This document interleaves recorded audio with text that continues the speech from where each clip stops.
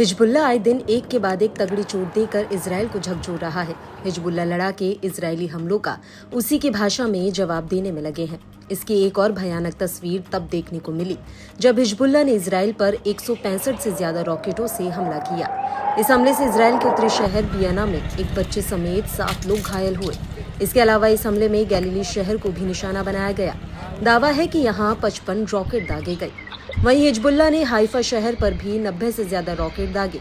Israeli defence forces की माने तो हिजबुल्लाह लड़ाकों ने पहली बार में हाइफा पर 80 रॉकेट दागे थे। इनमें से ज्यादातर रॉकेटों को हवा में ही मार गिराया। वहीं दूसरी बार में 10 रॉकेट दागे गए। हाइफा पर हमले के कुछ घंटे बाद आईडीएफ ने भी मुंहतोड़ जवाब देने का दावा किया। इजरायली सेना की माने तो जहां से हिजबुल्लाह ने हाइफा पर रॉकेट दागे, वहां के लॉन्चर्स को एक झटके में उड़ा डाला। बताया गया कि इजराइल का आयरन डोम सिस्टम ज्यादातर इन हवाई हमलों को रोकने में नाकामयाब रहा। इजराइल के कई शहरों में रॉकेट गिरे हैं। हिजबुल्लाह ने इतना भीषण हमला किया है कि इसकी भनक इजराइल की सुरक्षा एजेंसी शिन बेट तक को भी नहीं लग पाई। वहीं एयर डिफेंस सिस्टम आयरन डोम भी कई मिसाइलों को रोकने में नाकाम रहा। इस हमले से इजराइल को भारी नुकसान पहुंचने का दावा किया जा रहा है। हिजबुल्लाह के हमले से इजराइल के कई शहरों में भी भारी तबाही मची है। इतना ही नहीं, इजराइल की सड़कों पर खड़े वाहन तक रॉकेटों की चपेट में आ गए। इससे उनमें आग लग गई। इसके अलावा कई रिहायशी इलाकों में भी घर ढह गए हैं। हिजबुल्लाह के ताजा हमले का वीडियो भी अब सोशल मीडिया पर वायरल हो रहा है। मिसाइलें शहरों के भीड़-भाड़ वाले इलाकों में भी गिरी। इससे शहर वासियों में दहशत फैल गई। आईडीएफ ने कहा कि हिजबुल्लाह के रॉकेटों की बौछार को इजरायली रक्षा प्रणाली आयरन डोम ने रोक दिया, लेकिन कुछ रॉकेट हाइफा खाड़ी के आबादी वाले इलाकों में भी गिरे।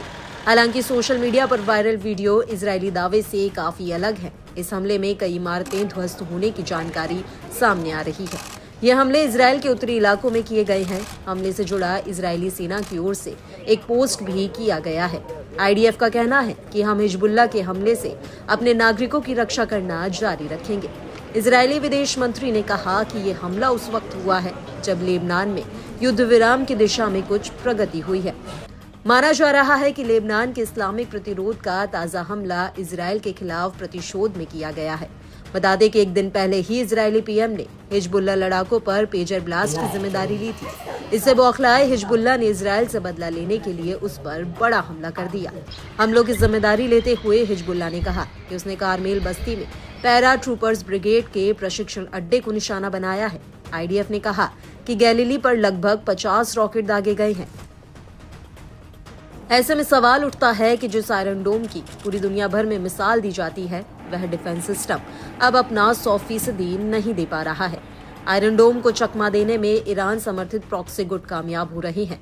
अब प्रतिरोध गुटों के रॉकेट और मिसाइलों ने आयरन डोम को धोखा देकर इजराइल में घुसपैठ करने की तरकीब निकाल ली है, जिसका खामियाजा अब इजरायली जनता को डर और दहशत के साए में जीकर बिताना पड़ रहा है। दरअसल आयरन डोम का सक्सेस रेशियो भी अब कम होता जा रहा है। रिपोर्ट के मुताबिक इजराइल पर रोजाना हो रहे हमलों के बीच 1/4 हमले अब इजराइल में घुसकर होने लगे हैं, जिससे आयरन डोम की सफलता पर अब संशय उठना शुरू हो गया है।